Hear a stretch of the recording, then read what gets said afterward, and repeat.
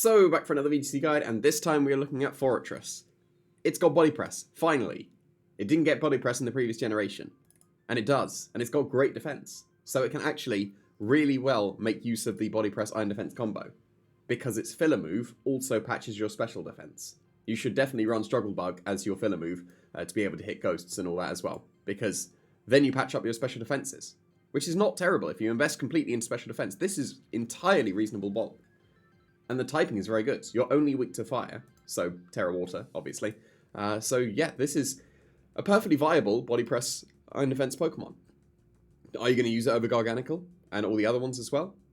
Probably not, but it's still very viable. If you don't want a rock type, or if you need a steel type on your team as a body press iron defense Pokemon, use Corviknight. But this is still entirely viable. It's also got Overcoat, immune to Amoonguss and stuff. So there are definitely some niches that Forretress has over the other iron defense body press Pokemon. It's definitely not the best one, but it has its own niches, which does set it apart and makes it usable. It's very good for it that it gets body press now, because that otherwise it would be a D, maybe an F if it didn't have body press, because it's just not strong enough to justify Gyro Ball and all that stuff. So body press is exactly what it needed, and it has the niche of having Struggle Bug next to body press, which is pretty big for it.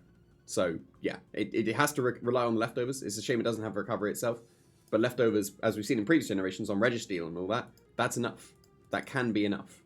Because if you've taken care of all the counters, Forretress wins even with just leftovers. So this is entirely viable. Should you use it over Garganical? That's team dependent.